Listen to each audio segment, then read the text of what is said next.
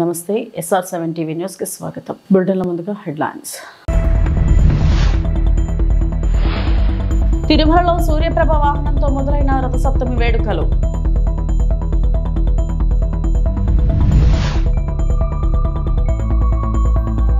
YCP నాయకులు చేపట్టే fee పోరు కార్యక్రమంపై స్పందించిన నంద్యాల ఎమ్మెల్యే భూమా అఖిలప్రియ.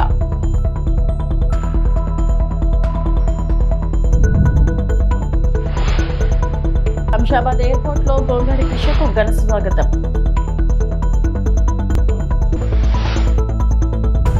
వైసీపీ నాయకులు ఈ నెల 5వ తేదీన చేసే ఫీజు పోరు కార్యక్రమంపై ఆళ్లగడ్డ ఎమ్మెల్యే భూమా అఖిలప్రియ స్పందించారు. వైసీపీ నాయకులు ఫీజు పోరు అనే కార్యక్రమాన్ని కాలక్షేపం కోసం చేస్తున్నారని, జగన్మోహన్ రెడ్డి ఏ ప్రోగ్రాం చేయకపోతే నాయకులందరూ పార్టీ నుంచి జారుకుంటారని ఏదో ఒక కార్యక్రమాన్ని చేస్తున్నారన్నారు. విద్యార్థుల గురించి, రైతుల గురించి వైసీపీ నాయకులు మాట్లాడాలంటే అసెంబ్లీకి వచ్చి మాట్లాడాలన్నారు. కూటమి ప్రభుత్వం వచ్చి సంవత్సరం కాకముందే వైసీపీ నాయకులు దీక్షలు, ధర్నాలు చేస్తున్నారన్నారు. నారా లోకేష్ విద్యార్థుల ఫీజుల కోసం ఒక జీవో తెచ్చారన్నారు. బడ్జెట్ లో ప్రవేశపెట్టి విద్యార్థుల భవిష్యత్తుకు తోడ్పడుతున్నామన్నారు. విద్యార్థుల తల్లిదండ్రులు వైసీపీ నాయకులు చేసే ధర్నాల వల్ల తిట్టుకుంటున్నారన్నారు. వైసీపీ నాయకులకు ప్రతిపక్ష హోదా ప్రజలు ఇవ్వలేదు కాబట్టి ఏదో కాలక్షేపానికి ధర్నాలు, దీక్షలంటూ చేస్తున్నారంటూ ఆగ్రహం వ్యక్తం చేశారు. అది విద్యార్థుల కోసం చేసేది కాదు, వాళ్ళకి టైం పాస్ కావట్లేదు. జగన్మోహన్ రెడ్డి గారు ఏం ప్రోగ్రాం పెట్టకపోతే అందరూ మెల్లిమెల్లికి జారుకుంటున్నారు. వీళ్ళందరినీ కూడా జారుకోకుండా ఏం చేయాలంటే ఏదో కార్యక్రమాలు పెట్టి చేస్తున్నారే తప్ప నిజంగాంటే విద్యార్థుల కోసము వీళ్ళు గొంతెత్తి మాట్లాడాలంటే, రైతుల కోసం ఏదైనా గొంతెత్తి మాట్లాడాలంటే, అధికారం పార్టీ వాళ్ళు ఏదో చాలా దారుణాలు చేస్తున్నారని చెప్పి వీళ్ళు నిరూపించాలనుకుంటే ప్రజావేదిక అదేంటి అసెంబ్లీలో మాట్లాడిన వాళ్ళు ఈరోజు బయటకు వచ్చి ధర్నాలు ఎందుకు చేస్తున్నారండి? మీకు అసెంబ్లీలో మాట్లాడే అవకాశం ఇవ్వకపోతే కదా మీరు ధర్నాలకు దిగాల. మీరు చర్చించరు, బయటకు వచ్చి మాట్లాడరు. ప్రభుత్వం వచ్చి ఎన్ని రోజులు అవుతుంది? సంవత్సరం కూడా కాల ప్రభుత్వం వచ్చి అప్పుడే ధర్నాలు, దీక్షలు. మేము ఒక పక్కన పనులు చేస్తున్నాం రా ఆయన చూస్తున్నారు. ఉచిత గ్యాస్ సిలిండర్లు ఇస్తున్నారు, పెన్షన్లు పెంచినారు, పంచుతున్నారు, టైంకి జీతాలు పడుతున్నాయి. లేదు మేము సూపర్ 6 కాలేదని చెప్తారు. ఇంకా పిచ్చోళ్ళకి ఏం చెప్తాం చెప్పండి. రెండోది, లోకేష్ అన్న గారు ఫీజు రియంబర్స్మెంట్ గురించి ఒక నిర్ణయం తీసుకొని జీవో ఇచ్చినారు. ఒక పక్కన జీవో చూపించి మార్చి అయిపోయిన తర్వాత ప్రభుత్వం ఒక నిర్ణయం తీసుకుంటుంది, బడ్జెట్ సమావేశాలు జరుగుతాయి, దాని తర్వాత నిర్ణయం తీసుకొని ఒక డేట్ అనౌన్స్ చేయడం, దాని తర్వాత స్టార్ట్ అవుతుందని ఒక పక్కన మేము చెప్తుంటే లేదు మేము ధర్నాకు దిగుతాం. దేనికోసం ధర్నాకు దిగుతున్నారు? ఎవరి కోసం చేస్తున్నారు? విద్యార్థులు, తల్లిదండ్రులు కూడా తలగొట్టుకుంటున్నారు. వీళ్ళు మొత్తానికే మా కొప్ప మీద పడి చేసుకున్నారు, మమ్మల్ని ఇబ్బంది పెడుతున్నారు. మాకు ప్రభుత్వం వచ్చిన తర్వాత ఇంకా బాగుంటుందని మేము అనుకుంటుంటే వీళ్ళు వచ్చి మన కోసం ధర్నా చేస్తారని చెప్పి ఈరోజు వాళ్ళు తిట్టుకుంటున్నారు. మేము కాదు, విద్యార్థులు తిట్టుకుంటున్నారు. అరే బాబు మీరు నోరు మూసుకొని ఇళ్లలో కూర్చోండి బాబు, మాకు ప్రభుత్వం తరపు నుంచి రావాల్సినవి వస్తాయి అనే నమ్మకం ఈరోజు మాకు ఉందని చెప్పి వాళ్ళు ముత్తుకుని ఉంటే వీళ్ళు ధర్నాలు చేస్తారంట. అదే చెప్తున్నా కదా, ఏం పని పాట లేదు. ప్రతిపక్ష హోదా కూడా ప్రజలు ఇవ్వలేదు కాబట్టి టైంపాస్కి ఏదో పనులు చేస్తున్నారు తప్ప విద్యార్థుల కోసం చేసే కార్యక్రమం కాదు ఇది. మహిళల అండర్-19 ప్రపంచ కప్, ఉమెన్స్ అండర్-19 T20 WCలో అత్యద్భుత ప్రతిభ కనపరిచి పట్ల ప్లేయర్ ఆఫ్ ది టోర్నమెంట్ సాధించిన గోంగడి త్రిష ఆనందం వ్యక్తం చేశారు. మలేషియా నుంచి బెంగళూరు మీదుగా గోంగడి త్రిష ధృతి కేసరి హైదరాబాద్ చేరుకున్నారు. వీరికి HCA అధ్యక్షుడు జగన్మోహన్ రావు ఘన స్వాగతం పలికారు. ఆడాను కానీ లాస్ట్ 3 runs ఉన్నప్పుడు అవుట్ అయ్యాను ఫైనల్స్లో. ఈసారి వాట్ ఎవర్ ఐ గాట్ నేను నా బెస్ట్ ఇవ్వాలనుకున్నా, ఇచ్చాను. ప్లస్ ఆ ఫైనల్ రన్ కూడా కొట్టి రావాలనుకున్నా, సో నాట్ అవుట్ వచ్చా. మితాలీది ఆఫ్ కోర్స్, బికాజ్ ఆమెను చూస్తూ పెరిగాము, సో యా ఎప్పుడు ఆమె ఉంటుంది. నేను క్రికెట్ స్టార్ట్ చేసిందే నాన్న వల్ల, అమ్మ నాన్న వల్ల. వాళ్ళు లేకపోతే నేను ఇక్కడ ఉండేదాన్ని కాదు. ఆయన చూపించిన డెడికేషన్ కానీ, ఆయన చూపించిన ఏదన్నా ఆయన వల్లే ఇక్కడ ఉన్నాను. సో ఆల్ క్రెడిట్స్ వాళ్ళిద్దరికే వెళ్తాయి. అమ్మ చాలా హ్యాపీగా ఉన్నానండి, బికాజ్ లైక్ నేను ముందు చెప్పినట్టు లాస్ట్ టైం అంతా అంటే ఆపర్చునిటీస్ రాలేదు. ఈసారి వచ్చినప్పుడు చాలా నా బెస్ట్ ఇచ్చి ప్లేయర్ ఆఫ్ ద టోర్నమెంట్ అవ్వటం ఇంకా స్పెషల్గా ఫీల్ అవుతుంది. అమ్మాయిలు కూడా స్పోర్ట్ని ఒక కెరియర్ లాగా చూస్ చేసుకోవచ్చు. ఇట్స్ జస్ట్ నాట్ స్పోర్ట్ అన్నట్టు. ఇందులో కూడా మంచి కెరియర్ ఉంది, అమ్మాయిల్ని పంపొచ్చు. అంటే వెదర్ కండిషన్స్ అక్కడ అంటే మేము ఫస్ట్ నుంచి ఆల్మోస్ట్ 1 year నుంచి మేము ప్రాక్టీస్ చేస్తున్నామండి కలిసి. సో మా కోచెస్ మాకు ముందే చెప్పారు ఇట్లాంటి వికెట్స్ ఉంటాయి, ఇట్లాంటి పిక్చర్స్ మేము ఆడతాము అని. సో దాని బేస్ పైన మేము ప్రాక్టీస్ కూడా చేసాము. సో మాకు దానివల్ల చాలా ఈజీ అయింది. తిరుపతిలో రౌడీయిజాన్ని కాంగ్రెస్ వైఎస్ఆర్ కాంగ్రెస్ పార్టీ పాలనలో పెంచి పోషించింది కరుణాకర్ రెడ్డేనని ఎమ్మెల్యే ఆరణి శ్రీనివాసులు విమర్శించారు. కరుణాకర్ రెడ్డి నియంతృత్వ పోకడలను భరించలేకని వైసీపీని కార్పొరేటర్లు వేడుతున్నారని ఆయన చెప్పారు. తన నివాసంలో మీడియాతో ఎమ్మెల్యే ఆరణి శ్రీనివాసులు మాట్లాడారు. డిప్యూటీ మేయర్ ఎన్నికల్లో ఎన్డీఏ కూటమికి మెజారిటీ లేదని ఆరోపిస్తున్న కరుణాకర్ రెడ్డి తన పార్టీకి మెజారిటీ ఉంటే ఎందుకు ఓటింగ్కు కౌన్సిలర్లను పంపలేదని ఆయన ప్రశ్నించారు. కౌన్సిల్ సమావేశంకు వెళ్తున్న తమను ఎస్వి యూనివర్సిటీ సమీపంలో అడ్డుకొని దౌర్జన్యానికి వైసీపీ నాయకులు దిగారని ఆయన ఆరోపించారు. వైసీపీ నాయకులు దౌర్జన్యం చేసి ఎన్డీఏ కూటమి నాయకులు దౌర్జన్యం చేశారని కరుణాకర్ రెడ్డి అసత్య ఆరోపణలు చేస్తున్నారని ఆయన విమర్శించారు. ప్రభుత్వ భూముల్లో అనుమతులు లేకుండా నిర్మించిన భవనాలపై మున్సిపల్ అధికారులు చర్యలు తీసుకున్నారనే కానీ నాయకులు కాదన్న వాస్తవాన్ని కరుణాకర్ రెడ్డి గుర్తుపెట్టుకోవాలని ఆయన సూచించారు. నేను ఒకటే కరుణాకర్ రెడ్డిని అడుగుతున్నా. గత 20 ఏళ్ళుగా 25 సంవత్సరాలుగా వైఎస్ఆర్ పాలనలో కానీ జగన్మోహన్ రెడ్డి పాలనలో కానీ తిరుపతిలో జరిగిన ఎన్నికలు నిష్పక్షపాతంగా జరిగాయా? ఎంతమంది కలెక్టర్లు, పోలీస్ అధికారులు, డిఎస్పీలు, సిఐలు మీ వల్ల బలయ్యారు? బై ఎలక్షన్లో కానీ, జనరల్ ఎలక్షన్లో కానీ, ఎంపీ ఎలక్షన్లో కానీ, మున్సిపల్ ఎన్నికల్లో కానీ గత 30-40 సంవత్సరాలుగా తెలుగుదేశం పార్టీ ఎలక్షన్లు జరుగుతూ ఉంది. చిత్తూరు, ఉమ్మడి జిల్లాలో ఏ ఒక్క ఎలక్షన్లోనైనా ఏ ఒక్క దబాయింపులు, బెదిరింపులు, చట్టాలకి వ్యతిరేకంగా పోయి అధికారులు అడ్డంగా పెట్టుకొని బలి తీసుకున్నారా? ఒక్క అధికారిని చెప్పండి. మీ పాలనలో గిరీష్ కలెక్టర్ గారు సస్పెండ్ కావడం లేదా? సిఐలు సస్పెండ్ కావడం లేదా? డిఎస్పీలు సస్పెండ్ కాలేదా? ఇప్పటికి కూడా మీ జరిగిన ఎలక్షన్లో కేసులు ఎన్ని కేసులు ఉన్నాయో ఒక్కసారి గుర్తు చేసుకోవాల్సిన బాధ్యత కరుణాకర్ రెడ్డి అనేసి కూడా నేను ఈరోజు తెలియజేస్తున్నాను. చెప్పిందే మీరు చెప్పుకొని తిరుపతి ప్రజలను మోసం చేస్తున్నారు. ఖచ్చితంగా చెప్తున్నాం, తిరుపతి ప్రజలు మీ మాటలు, కరుణాకర్ రెడ్డి మాటలు నమ్మి ఇంకొకసారి ఎన్నికల్లో వైఎస్ఆర్సీపీ ఎన్నికలు కానీ ఏ ఎన్నికలు వచ్చినా కరుణాకర్ రెడ్డి వైఎస్ఆర్సీపీ ఎన్నికలు ఎవరు నిలిచినా కానీ గెలుపు ఉండదు. తిరుపతి నియోజకవర్గ ప్రజలు చాలా తెలివైన వాళ్ళు, వాళ్ళకి అన్నీ తెలుసు. అన్ని వాళ్ళు ఎలా చేయాలనేది కూడా, ఎవరికి ఓట్లు వేయాలని కూడా నిర్ణయాలు తీసుకున్నారు.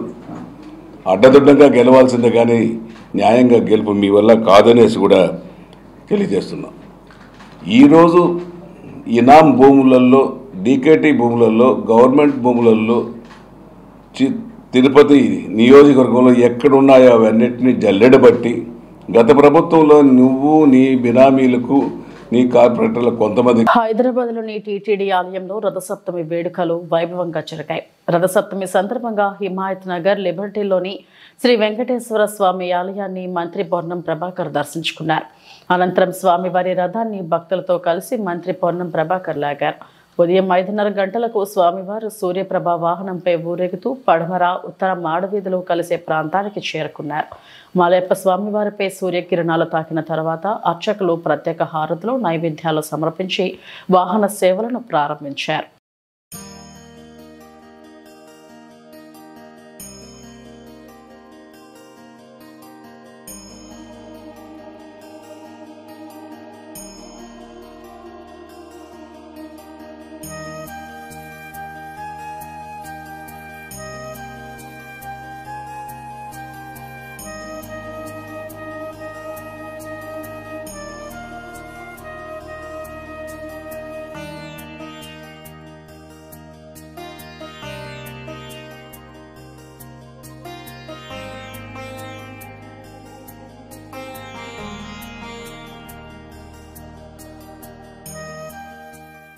రథసప్తమి సందర్భంగా తిరుమలలో ఘనంగా ఏర్పాట్లు. సర్వాంగ సుందరంగా ముస్తాబైన తిరుమల. భక్తులకు ఇబ్బంది లేకుండా అన్ని ఏర్పాట్లు చేసిన టీటీడీ. తిరుమలలో ఏర్పాట్లపై సంతోషం వ్యక్తం చేస్తున్న భక్తులు. ఈ రోజు సూర్యప్రభ వాహనంపై తిరుమాడ వీధుల్లో మలయప్ప స్వామి ఊరేగింపు.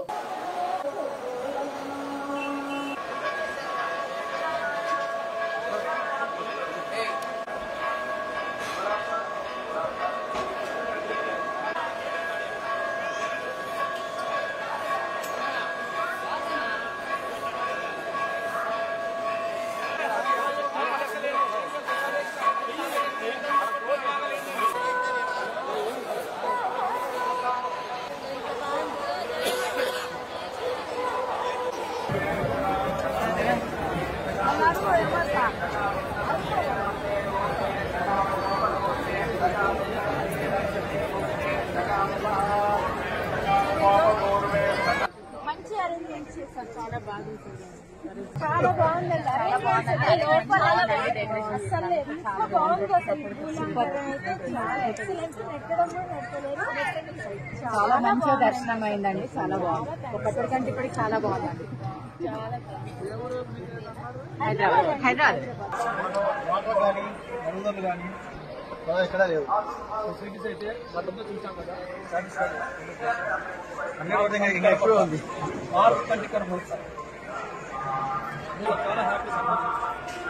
ప్రముఖ పుణ్యక్షేత్రమైన శ్రీకాళహస్తీశ్వర స్వామివారి దేవస్థానం నందు రుద్ర పాదాల వద్ద ఉన్న చతుర్ముఖ సూర్య భగవాన్ ఆలయంలో రథసప్తమి సందర్భంగా శ్రీ చతుర్ముఖ సూర్య భగవాన్ స్వామివారికి పలు రకాల సుగంధ ద్రవ్యాలతో శ్రీ చతుర్ముఖ సూర్య భగవాన్ స్వామివారికి ప్రత్యేకంగా అభిషేకించి ధూపదీప నైవేద్యాలను సమర్పించారు.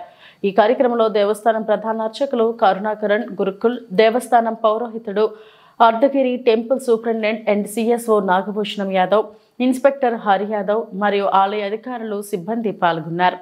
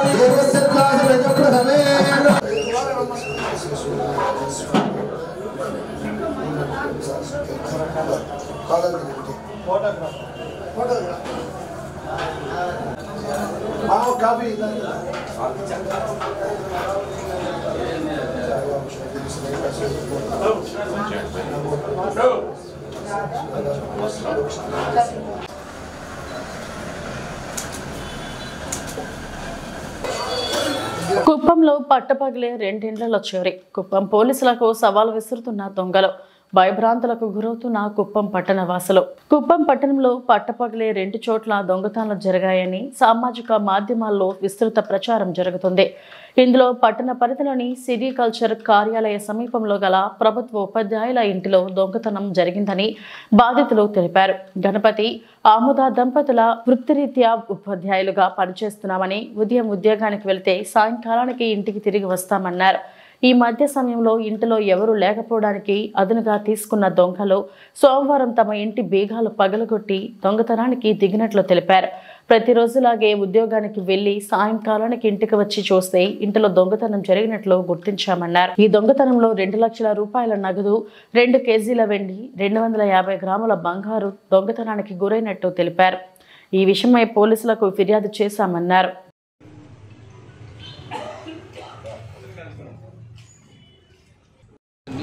ఎడ్జిటీగా ఎంపీపీఎస్ కంగుంది ప్రైమరీ స్కూల్లో పనిచేస్తున్నాను. మా వైఫ్ గరిసబావిలో పనిచేస్తుంది. రోజు యథావిధిగా స్కూల్కి వెళ్ళడానికి 9 గంటలకు ఇంటి బీగాలు లాక్ చేసుకొని స్కూల్కి వెళ్ళిపోయాము. 4:30కి పిల్లలు తీసుకుని ఇంటికి రావడంతో తలుపు అంతా డోర్ అంతా లాక్ ఓపెన్ చేసింది. లోపలికి వెళ్ళి చూడగానే బీరువాలోని నగలు, వెండి అమౌంట్ ఒక 2 లక్షలు, గోల్డ్ 250 గ్రామ్స్ అబోవ్ ఉంది, వెండి 2 కేజీస్ అబోవ్ ఉంది. మొత్తం తప్పు జరిగినది. దయచేసి పోలీసు దీని మీద చర్యలు తీసుకోవాలని కోరుచున్నాము. స్కూల్కి వెళ్ళేసి వస్తాము. 9 గంటలకు అంతా స్కూల్కి వెళ్ళిపోతాము. ఈవినింగ్ 4:30కి దా వస్తాము. స్కూల్ నుంచి పాప వాళ్ళు తీసుకొని ఇంటికి వచ్చి చూడగానే ఇల్లు అంతా లాక్ అంతా ఓపెన్ చేస్తుంది, బీరువా అంతా ఓపెన్. 4:20, 4:30 అబోవ్. పోలీసులు తగిన చర్యలు తీసుకోవాల్సింది కోరుచున్నాము. దయచేసి నేను 9 సంవత్సరాలు కష్టపడినంత ఇంట్లో నుండి మొత్తం తీసుకెళ్ళిపోయినాను. పశ్చిమ గోదావరి జిల్లా నర్సాపురం మండలం మల్లవరం గ్రామంలో రావి వేప చెట్లకు అంగరంగ వైభవంగా కళ్యాణం నిర్వహించారు. ఈ మహోత్సవాన్ని తిలకించేందుకు గ్రామస్తులు పెద్ద ఎత్తున తరలివచ్చారు. గ్రామంలో రావి చెట్టు సెంటర్ కు ఎంతో చరిత్ర ఉంది. 71వ సంవత్సరాలకు మల్లు కృష్ణ సెంటర్ రావి వేప చెట్టులను పాతారు. ఇవి మహావృక్షాలుగా ఎదిగిన గ్రామస్తులు కూర్చునేందుకు పెద్ద సెంటర్ అయింది. అయితే గత ఏడాది గాలివానలకు ఈ మహావృక్షం నేల కొరిగింది. అప్పటి నుంచి సెంటర్ బోసిపోవడంతో మల్లు కృష్ణ వారసులైన కొటికలపూడి విజయ, సుబ్బారావు, కొటికలపూడి రామకృష్ణరావులు కుమారులు తిరిగి సెంటర్ కు పూర్వ వైభవం తేవాలని నిర్ణయించారు. చెట్లు కూలిన చోటే రావి వేప చెట్టును నాటి ఊరంతా అన్న సమారాధన నిర్వహించారు.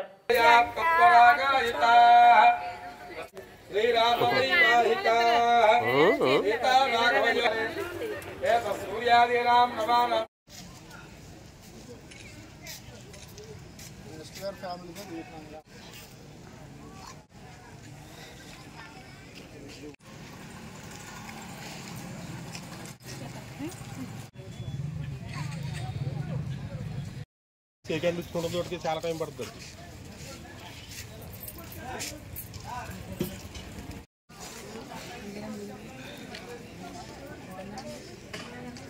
నిర్మించడం జరిగింది. ఇది చాలా చరిత్ర కలిగినటువంటి రావి చెట్టు. ఈ చుట్టుపక్కల ప్రాంతంలోనే ఇంత మహావృక్షం ఎక్కడా లేదు. ఈ రావి చెట్టు వల్లే ఈ సెంటర్కి రావి చెట్టు సెంటర్ అనే పేరు వచ్చింది. ఆ తర్వాత మల్లు కృష్ణమ్మ గారి మనవలైనటువంటి మల్లు కొటికలపూడి విజయ సుబ్బారావు, వారి కుమారులు, వారి మనవలు, మరలా కొటికలపూడి రామకృష్ణ గారి వారి అబ్బాయి పిల్లలు, వారి మనవలు సహకారంతో మరలా ఇది పునర్నిర్మాణం చేయడం జరిగింది.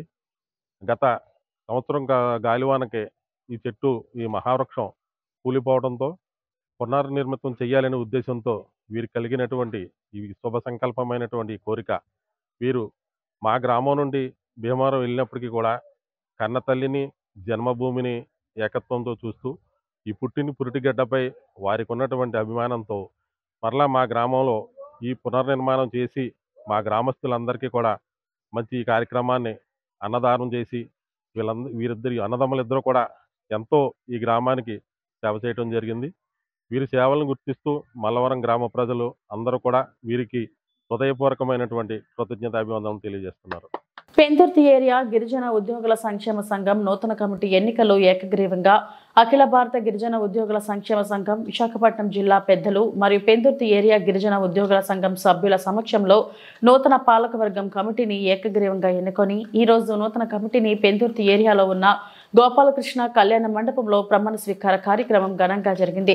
ఈ కార్యక్రమానికి అఖిల భారత గిరిజన ఉద్యోగుల సంక్షేమ సంఘములతో పాటుగా నగరంలో ఉన్న గిరిజన సంఘాల ప్రతినిధులు పాల్గొన్నారు. పెందుర్తి గిరిజన ఉద్యోగుల సంక్షేమ సంఘం నూతన అధ్యక్షులుగా రెండోసారి ఏకగ్రీవంగా ఎన్నికైన నెలకే చిట్టిబాబు పెందుర్తి ఏరియాలో సుమారుగా 500 మంది గిరిజన ఉద్యోగులు స్థిర నివాసులు ఏర్పాటు చేసుకుని ఉన్నారని, చాలా మంది ఏ సమస్య వచ్చినా ఎలా పరిష్కరించుకోవాలో తెలియక చాలా ఇబ్బందులు పడుతున్నారని, పెందుర్తి సంఘం ద్వారా కొంతమేరకు సభ్యులు ఎదుర్కొంటున్న సమస్యలు గతంలో పరిష్కరించామన్నారు.